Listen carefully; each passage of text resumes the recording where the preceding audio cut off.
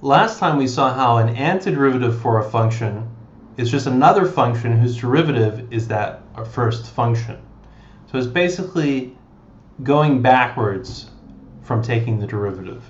You're looking for a function whose derivative is the one that you're given, instead of starting with something that's given and taking its derivative.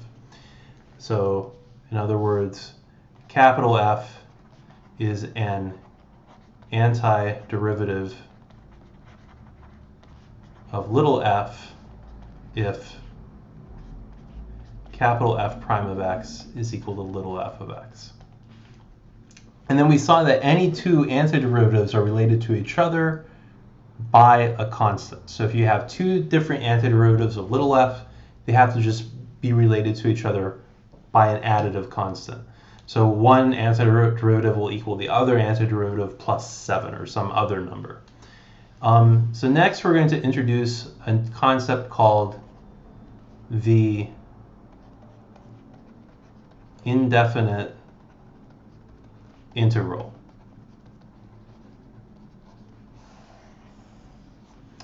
And it works as follows.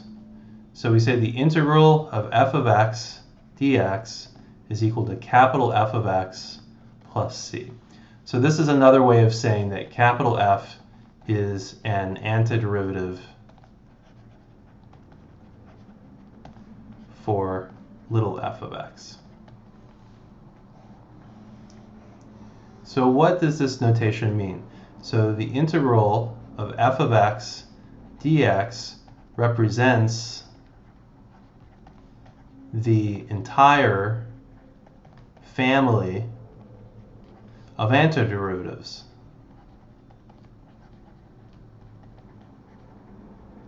Of little f. Right? So we said that all antiderivatives were related to each other by an additive constant. By writing the integral of f of x dx, we're saying this is the set of all antiderivatives. So it's going to be one antiderivative in particular, capital F of x, and then plus constant. Now here we don't say that this integral is equal to capital F of x plus 5. We always leave it on as plus c. So plus c is the placeholder that says that this family is all functions of this form, meaning any number you plug in for c will give you a particular member of that family. So a few pieces of notation. So there is the integral sign, here's the function, and then there's that. So this is called the integral sign.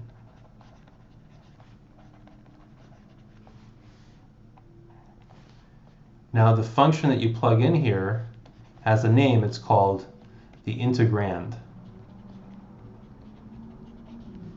So the integrand is the function that you're integrating. And then dx on the end tells you what variable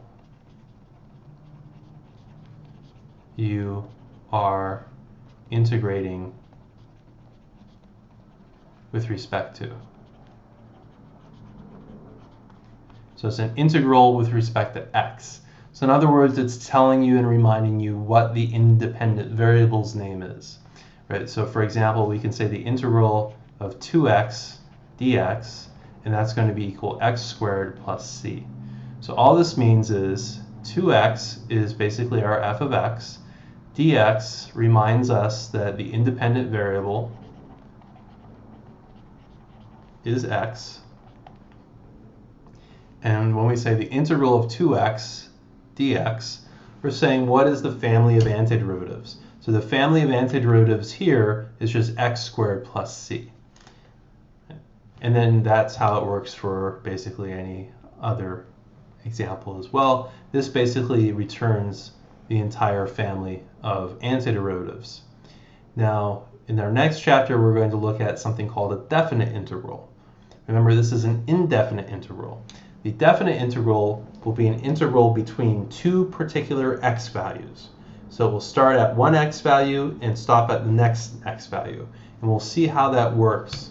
And the notation would be something like this. So we would instead write the integral from 1 to 7 of 2x dx. So this is coming up. But just a word of caution, when we see this, it will be helpful to divorce the two notations in your mind when we first encounter this latter notation. So when we do see these definite integrals, keep the definition of the definite integral separate. This means one thing, so it means one thing if you have these numbers here, 1 and 7, basically a lower endpoint and an upper endpoint, and it means something else if you don't see those numbers. So this would be the indefinite integral. And this means just find the family of antiderivatives. And then this would be the definite integral. So one difference is that the indefinite integral will actually give you a function of x. It will tell you what the antiderivatives are. The definite integral will just give you a number out. It tells you just one number that comes out of this. So we'll keep this in store for later. And for right now, we'll just say that when we have the integral sign, we're not going to have any numbers down here or up here. It's just the integral of f of x dx that we're just saying what is the family of antiderivatives. So it's just a notation. It's kind of the opposite of saying d by dx. We say d by dx of x squared is equal to 2x. Then we say the integral of 2x dx is equal to x squared plus c. So these are basically, it's just notation, it's just nomenclature, two sides of a coin, two ways to represent the same thing. The first way says the derivative of x squared is equal to 2x. Second one is the integral of 2x is equal to x squared plus c. The integral of 2x, in this case, meaning what is the family of antiderivatives. So that's what the notation means.